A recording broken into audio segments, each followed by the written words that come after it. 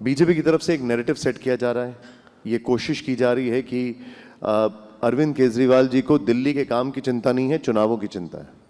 जनता को आप मूर्ख समझना बंद कर दीजिए। इस प्रकार की बचकाना बातें किसी के गले नहीं उतरती, लोग मजाक उड़ाते हैं। देखिए, बीजेपी की तरफ से क्या नैरेटिव सेट किया जा रहा है वो तो महत्वपूर्ण नहीं है, क्योंकि उनका मकसद एक ही है कि दिल्ली का काम ना हो। हर काम में अड़ंगा डालना ही भारतीय जनता पार्टी का मकसद है, और आज से नहीं, जब से आम आदमी पार्टी की सरकार बनी है। आप मुझे बताइए, जो सरकार स्कूल के क्षेत्र में, शिक्षा के क्षेत्र में, बिजली के क्षेत्र में, पानी के क्षेत्र में, मोहल्ला क्लिनिक बनाने पे मैं समझता हूँ अनुकरणीय काम करके दिखाया केजरीवाल जी ने। आज ऐसे सरकारी स्कूल दिल्ली में बनाए जिसमें स्विमिंग पूल का निर्माण हुआ है, एथलीट के ग्राउंड बने हैं, हॉकी के ग्राउंड बने हैं, एयर कंडीशन कमरे हैं बच्चों के लिए। अमेरिका के राष्ट्रपति की पत्नी हिंदुस्तान आती है तो कहती है हमें केजरीवाल और मनीष सिसोदिया ने जो स्कूल बनाया वो देखना है।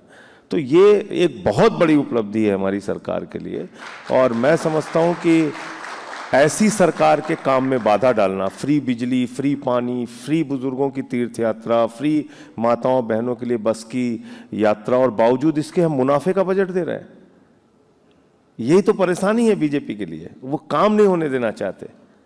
आप मुझे बताइए, आप दिल्ली के मुख्यमंत्री पे सवाल उठा रहे हैं और 1 साल से मणिपुर में हिंसा हो रही है, महिलाओं को निवस्त करके घुमाया जा रहा है। कारगिल के योद्धा की पत्नी को निवस्त करके घुमाया गया। उसका बयान आया कि मैंने कारगिल के युद्ध में भारत माता की तो रक्षा कर ली, लेकिन अपनी पत्नी की रक्षा नहीं कर पाया। इससे ज़्यादा दुर्भाग्यपूर्ण बात कोई हो सकती है? और उस सीएम का इस्तीफा नहीं मांगते ये। तुम्हें शर्म है? कुछ शर्म आया है? अजय मिश्रा टेनी के लिए कल अमित शाह जी कह रहे हैं कि इनको जिता दीजिए, हम इसको बड़ा आदमी बनाएंगे। उसका इस्तीफा नहीं मांगते जिसके बेटे ने 4 किसानों को कुचल के मार दिया। पहलवान बेटियों को न्याय नहीं देते। प्रज्वल रमन्ना के पक्ष में प्रधानमंत्री जी प्रचार करते हैं, और केजरीवाल धरती के सबसे बुरे आदमी हैं।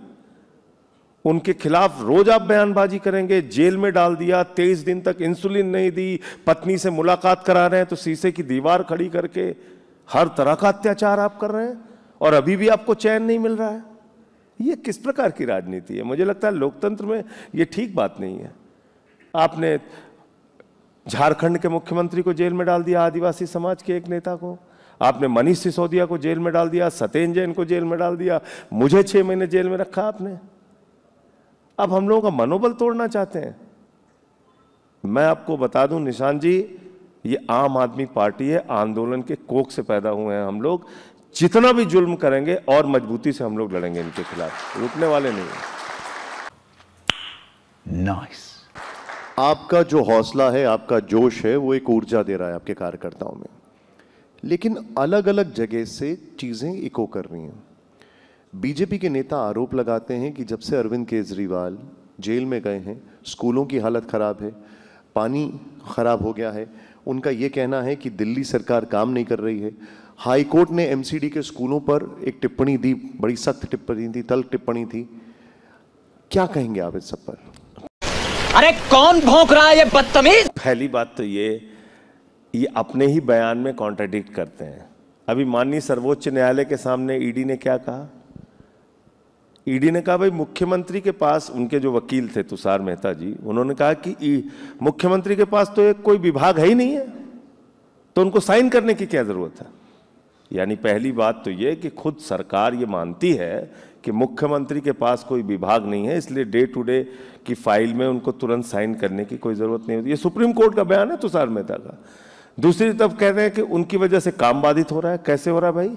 हमारे स्वास्थ्य मंत्री काम कर रहे हैं, हमारी शिक्षा मंत्री काम कर रही हैं, हमारे जल मंत्री काम कर रहे हैं, हमारे पीडब्ल्यूडी मंत्री का, तो हमारे तो जितने विभागों के मंत्री हैं वो सब अपना काम कर रहे हैं। तो हम तो जब जितनी ऊर्जा से पहले काम करते थे उतनी ऊर्जा से अभी भी काम कर रहे हैं। इनका काम है बाधा डालना, इनका काम है हर काम में अड़ंगे डालना, हर काम को रोकना। आप बताइए, दिल्ली के मेयर का चुनाव आपने रोक दिया क्योंकि वहां पे एक, उस कुर्सी पे, एक मेयर की कुर्सी पे एक दलित समाज का बेटा बैठ जाएगा, इसलिए आपने रोक दिया उसको। आपकी मानसिकता क्या है? कौन है ये लोग?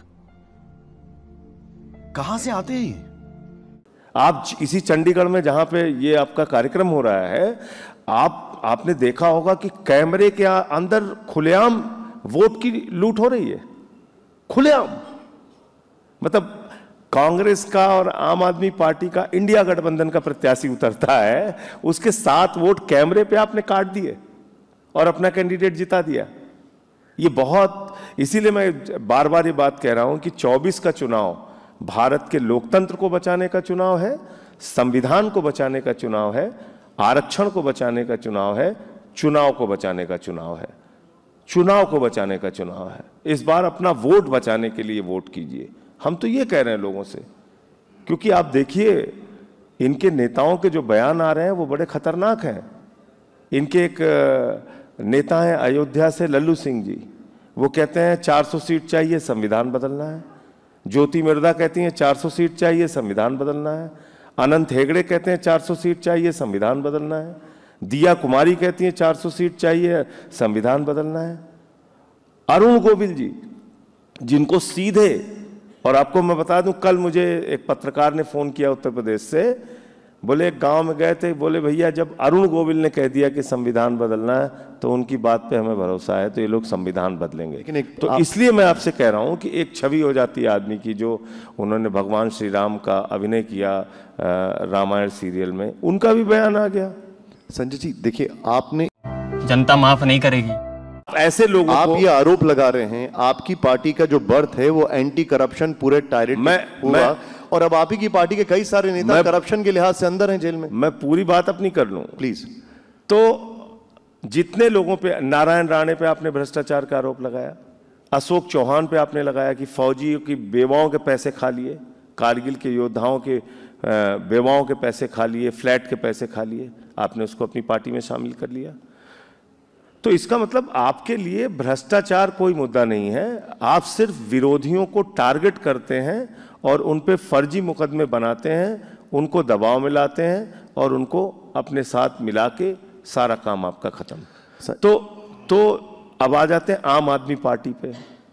आपने मनीष सिसोदिया को गिरफ्तार किया, सत्येंद्र जैन को गिरफ्तार किया, अरविंद केजरीवाल जी को गिरफ्तार किया, मुझे गिरफ्तार किया। अरे भाई, आप सैकड़ों करोड़, हजारों करोड़ की बात करते हैं, एक भी रुपए मिला किसी के पास? एक रुपए की मनी ट्रेल मिली कहीं पे? नहीं। आपने जांच एजेंसियों का मजाक बना रखा है। ईडी, निशान जी, तमिलनाडु में एक किसान जिसके खाते में 400 रुपए था, बीजेपी के नेता की शिकायत पे उसके यहां छापा, लेकिन वो कह रहे हैं कि पैसे गोवा चुनाव में खर्च हो गए। तो अच्छा, मैं कह रहा हूं कि मैंने अमित शाह को 50 करोड़ रुपए दिए, उन्होंने उत्तर प्रदेश के चुनाव में खर्च कर लिए। पकड़ेंगे आप अमित शाह को? पकड़ के जेल में डालिए आप। मैं कह रहा हूं अगर सिर्फ बयान एक आधार है, वहां के कैंडिडेट्स ने, तो आपके बहुत सारे कैंडिडेट्स ने बयान दिए। ये इनके बयान है ना, और बयान किस आधार पे ले रहे हैं? केजरीवाल जी का केस बता दूं, मुझे तो अपने केस के बारे में बोलने की इजाजत नहीं है, मुझे कोर्ट ने मना कर रखा है। जी जी। तो मैं केजरीवाल जी का केस बता देता हूं आपको। केजरीवाल जी के केस में 4 लोगों ने गवाही दी, 456 गवाह हैं, 50,000 पन्ने की चार्जशीट है ईडी सीबीआई की। 456 गवाहों में से 4 लोगों ने नाम लिया केजरीवाल जी का। एक है मंगुंटा रेड्डी, एक है राघव रेड्डी, एक है शरद रेड्डी, एक है सी अरविंद। मंगुंटा रेड्डी और राघव रेड्डी 10 बयान देते हैं, 6 महीने राघव रेड्डी जेल में रहता है, और उस 10 बयान में 8 बयान में केजरीवाल का नाम नहीं लेते। अंतिम के 2 बयान में नाम लेते हैं, राघव रेड्डी को बेल मिल जाती है। शरद रेड्डी 6 महीने जेल में रहते हैं, 12 बयान देते हैं, 10 बयान में केजरीवाल का नाम नहीं लेते, अंतिम 2 बयान में केजरीवाल का नाम लेते हैं, बेल हो जाती है। सी अरविंद कहते हैं मैं केजरीवाल जी के यहां बैठा हुआ था, मनीष सिसोदिया जिसका मैं सेक्रेटरी हूं, वो हमारे मिनिस्टर हैं, मैंने उनको एक डॉक्यूमेंट दिया। अब केजरीवाल कोई ज्योतिषी है, वैज्ञानिक है, क्या है भैया? कैसे जान लेंगे कि वो कागज आपने दिया तो कौन सा कागज दिया? ये मामला है कुल केजरीवाल पे। आप इस इस पूरी बातचीत में आपको कहीं लग रहा है कि कोई भ्रष्टाचार का आरोप है केजरीवाल आप सुप्रीम कॉन्फिडेंस से चीजें बोल रहे हैं। जाहिर तौर पर यही बातें, एक मिनट, अरविंद जी को भी यही बातें, ये कॉन्फिडेंट थे। जब इतनी सारी चीजों पे आप कॉन्फिडेंट थे तो ईडी के समन्स इग्नोर करने की जरूरत क्या थी? जाते बता देते, क्योंकि ईडी का मकसद गिरफ्तार करना था ना निशान जी, अरेस्ट करना था उनका मकसद, जांच करना नहीं था सर। जांच करना अगर उनका मकसद होता तो बताइए सीबीआई की जांच में शामिल हुए थे कि नहीं केजरीवाल जी? मैं उस समय बाहर था। जांच करने का मकसद होता तो बिल्कुल शामिल होते। जांच मकसद नहीं है, अरेस्ट मकसद है, सरकार को गिराना मकसद है, आम आदमी पार्टी को तहस नहस करना मकसद है बीजेपी का। और इस खेल में ईडी शामिल है, मैं खुलेआम कह रहा हूं इस बात को, आप मानिए मेरी बात को। ये कतई जांच करने का सवाल नहीं है। ये तो लेटेस्ट न्यूज़ है। आप जो आरोप लगा रहे हैं अभी तक, जो आपने थोड़ी देर पहले भी आरोप लगाए, आपकी पार्टी कांग्रेस के ऊपर आरोप लगाती थी, करप्शन के ऊपर आरोप लगाते थे, मिसेस गांधी के ऊपर आरोप लगाते थे, अब आप उन्हीं के साथ एक ही मंच पे खड़े हुए हैं। एकदम ठीक आपने कहा। हमने कब कहा कि किसी मामले की जांच नहीं होनी चाहिए? आप जांच कीजिए ना, आप कुछ तथ्य तो सामने लेके आइए। आपने एक ऐसा शराब, तथाकथित शराब घोटाले का एक पूरा मामला खड़ा किया जिसका न सिर है न पांव है, और सिर पांव जहां है वहां कुछ कार्रवाई नहीं कर रहे हैं आप। शरद रेड्डी, जिसको खुद निशान जी हमने नहीं, किसने कहा किंग पिन? ईडी ने कहा। ईडी ने अपने चार्जशीट में कहा शरद रेड्डी शराब घोटाले का किंग पिन है, मुख्य घोटालेबाज है वो। और उससे 10 नवंबर की उसकी अरेस्ट हो रही है, और 15 नवंबर को पहली किस्त वो पहुंचा रहा है 5 करोड़ की, और कुल 55 करोड़ रुपए उसने अपनी गिरफ्तारी के बाद बीजेपी को दिया। सीधा सीधा मनी ट्रेल है। बुलाइए प्रधानमंत्री को पूछताछ कीजिए, बुलाइए जेपी नड्डा को पूछताछ कीजिए, बुलाइए अमित शाह को पूछताछ कीजिए।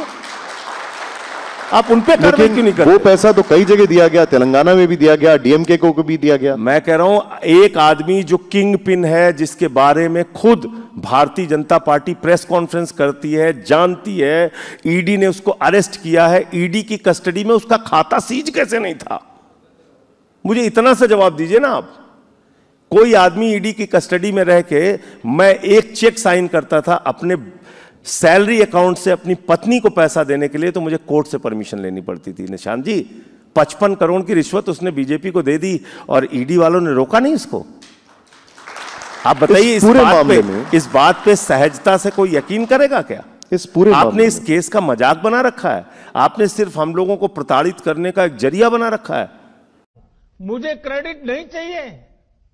न्यूनतम मान के चल रहा हूं, पूरे भारत में कम से कम, बहुत न्यूनतम मैं मान के चल रहा हूं, भारतीय जनता पार्टी की 20 सीटें कम होंगी अरविंद केजरीवाल के आने से। 20 सीटें कम से कम, आप देखिएगा। अच्छा, और पूरे देश में जाएंगे प्रचार करने के। नहीं, लेकिन फिर क्या वो कांग्रेस के खिलाफ यहां पर भी प्रचार करेंगे पंजाब में? देखिए, जहां हमारा जिस हिसाब से समझौता है हम उसका पालन कर रहे हैं, वो करेंगे।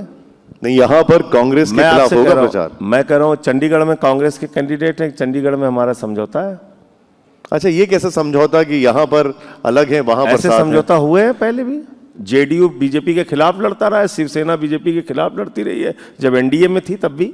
आप वहां पर थे और कई सारे आरोप लगाए गए कि भगवंत मान जी ने कहा कि उनको एक आम कैदी की तरह ट्रीट किया जा रहा है। आतिशी जी की तरफ से यह भी कहा गया कि उनको मारने की साजिश रची जा रही है जेल में। क्या हो क्या रहा है?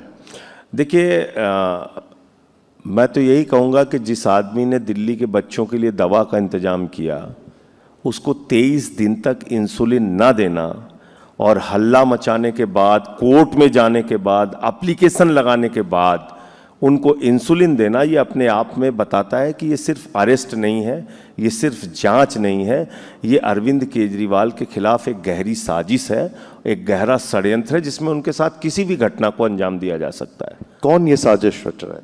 नरेंद्र मोदी जी और भारतीय जनता पार्टी, जिन्होंने साजिश करके अंदर किया। आप तो अभी मुझसे कह रहे थे ना कि ये इन्वेस्टिगेशन ही इसी बात पे चल रही है कि पैसा लिया, खर्च हो गया, उसका कोई न सिर मिल रहा है न पैर मिल रहा है। मैं कह रहा हूं कि मैंने भारतीय जनता पार्टी को 50 करोड़ रुपए दिए, उनकी इन्वेस्टिगेशन शुरू हो जाएगी, और खर्च कर दिए उन्होंने। तो जिसका मनी ट्रेल मिल रहा है उसमें बीजेपी नेताओं से तो पूछताछ नहीं हो रही है। आप कुछ भी बोलो, ये नहीं सुनने वाला। संजय जी, जेल प्रशासन, तिहाड़ जेल प्रशासन किसके अंतर्गत आता है? तिहाड़ का जो डीजी है उसको नियुक्त करता है गृह मंत्रालय केंद्र का। लेकिन वो रिपोर्ट किसको करते हैं संजय जी? नहीं, वो सीधे सीधे होम मिनिस्ट्री का सारा एलजी को रिपोर्ट करते हैं। बिल्कुल गलत आपको जानकारी दे रहे हैं लोग। मेरी जानकारी नहीं, अमित शाह कह रहे हैं कि वो अमित शाह गलत कह रहे हैं। अमित शाह गलत बोल रहे हैं। वो कह रहे हैं कि दिल्ली सरकार के अंतर्गत अभी डीजी की नियुक्ति जो हुई है उसका पत्र हम लोगों ने सोशल मीडिया पर डाला तो है, होम मिनिस्ट्री से उसकी नियुक्ति हुई है। और ये जो आरोप लगाए जाते हैं कि वहां पर आम पूड़ी खाया जा रहा है, जानबूझकर अपना शुगर लेवल बढ़ाया जा रहा है। कर रहे हैं, कैसी बातें कर रहे हैं निशान जी, शर्म आती है सुन के भाजपा की बातों का। जो भी डायबिटिक पेशेंट होगा उससे आप पूछिएगा, उसकी शुगर बढ़ती भी है और घटती भी है। जो कोर्ट है उसका ऑर्डर आपने पढ़ा, बीजेपी वालों ने पढ़ा। इसीलिए कहता हूं ये मूर्खों की जमात है, उनको अकल नहीं है 5 पैसे की, उनको 5 पैसे की अकल नहीं है। अरे बाप रे, ये तो धोती खोल रहा है। मैं उस पे आता हूं संजय जी, जहां पर आपने काफी मेहनत की। उत्तर प्रदेश की बात करता हूं, अमेठी रायबरेली की बात करता हूं। अब वो अमेठी से नहीं रायबरेली से चुनाव लड़ रहे हैं और वहां से प्रधानमंत्री कहते हैं डरो मत, भागो मत। तो प्रधानमंत्री जी अपने आप को इतना खराब क्यों मानते हैं कि सब उनसे डर रहे हैं? ये बताइए मुझे। सवाल आपसे संजय जी, हमें पता लगा है कि आप कन्नौज जा रहे हैं, रायबरेली और अमेठी भी जाएंगे? जाएंगे, रायबरेली अमेठी भी जाएंगे। अमेठी तो मेरा घर ही है जी, मैं तो वहीं का रहने वाला हूं, सुल्तानपुर अमेठी, तो वहां भी जाएंगे। और मैं अंत में मैं भी अपनी एक बात कह दूं कि 10 साल में इनके नारे कहां कहां गलत साबित हुए। इन्होंने बंगाल में कहा 200 पार 200 पार 200 पार, आई 73 सीट। झारखंड में कहा 65 पार 65 पार 65 पार, आई 23 सीट। कर्नाटक में कहा 130 पार 130 पार 130 पार, आई 65 सीट। गए महाराष्ट्र, बोले 150 पार 150 पार 150 पार, 105 सीट आई। गए हरियाणा, कहने लगे 75 पार 75 पार 75 पार, आई 40 सीट। गए दिल्ली, कहने लगे 45 पार 45 पार 45 पार, आई 8 सीट। गए मिजोरम, कहने लगे 21 पार 21 पार 21 पार, आई 1 सीट। अब कह रहे हैं 400 पार 400 पार 400 पार। जनता कह रही है तड़ी पार तड़ी पार तड़ी पार। अभी मजा आएगा ना भिड़ो। जाते जाते मैं आपसे जानना चाहूंगा, इस बार के चुनाव जाते में जाते इस देश की जनता इनको राजनीति से बेदखल करेगी। और मैं फिर दोहरा रहा हूं आपके चैनल पे भी कि ये चुनाव वोट को बचाने के लिए वोट दें, संविधान को बचाने के लिए वोट दें और आरक्षण को बचाने के लिए वोट दें। ये किसी के सगे नहीं है, ये आरक्षण को खत्म करेंगे, ये मान के चलिए। आज जिस तरह का विरोध गुजरात में हो रहा है आप देख के आइए। बताइए, आप क्षत्रिय समाज के बहू बेटियों पे बीजेपी का केंद्रीय मंत्री सवाल उठा रहा है, ऐसी भाषा का प्रयोग करते हैं। माफी मांग ली उन्होंने, उसके बाद मैं 2-3 बार माफी मांग ली। ऐसे ये माफी मांगने का प्रश्न नहीं। माफी आप मुझे गाली गलौज कीजिए, चलिए माफी मांग लिए, वो बात अलग है। आप बहू बेटियों पे सवाल कैसे उठा सकते हैं? ये माफी योग्य बात नहीं है। और क्या कहा पूरे राजपूत समाज ने कि भाई इनका एक टिकट बदल दीजिए। नहीं बदला टिकट, ये जिद होती है इन लोगों की। खत्म, bye bye, tata, goodbye, गया।